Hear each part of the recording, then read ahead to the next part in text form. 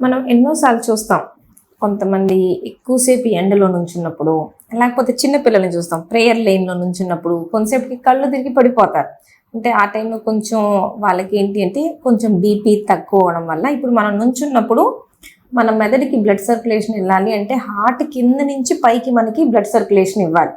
So BP down అయినప్పుడు ఏంటి అంటే పైకి సర్క్యులేషన్ సరిగ్గా వెళ్ళక బ్రెయిన్‌కి సరైన ఆక్సిజన్ అందక బ్లడ్ సర్క్యులేషన్ తగ్గి మనకు కొంచెం బూజరగా అనిపించి తిరుగుతున్నట్టు అనిపించి కింద పడిపోతారు. సో ఇది సింకపీ అంటామన్నమాట మెడికల్ లాంగ్వేజ్లో. సో ఎప్పుడైనా కానీ మనకు తెలిసిన వాళ్ళకు ఇట్లా కళ్ళు తిరిగి పడిపోయేటట్టు ఉంటే మాత్రం అన్నిటికన్నా ఇంపార్టెంట్ థింగ్ ఏంటి అంటే ఇప్పుడు మనం స్ట్రెయిట్గా పడుకొని ఉన్నాం అనుకోండి, బీపీ తక్కువ ఉన్నా కూడా హార్ట్ నుంచి బ్రెయిన్కి బ్లడ్ వెళ్ళిపోద్ది. అదే కూర్చొని నుంచున్నప్పుడు ఏంటంటే పైకి వెళ్ళటానికి బీపీ అనేది సరిపోదు.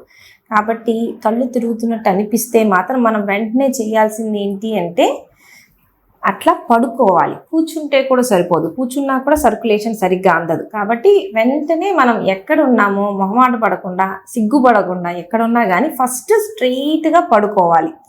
దానికి తోడు ఎవరైనా హెల్ప్ చేసే వాళ్ళు ఉంటే, ఒకవేళ మన వాళ్ళు ఎవరైనా ఇట్లా కళ్ళు తిరుగుతున్నాయి అంటే అట్లా కిందకి పడుకోగానే కాళ్ళు రెండింటిని మనం పైకెత్తాలి. ఎందుకంటే కాళ్ళల్లో చాలా బ్లడ్ స్టోర్ అయ్యి ఉండిద్ది మన బాడీలో.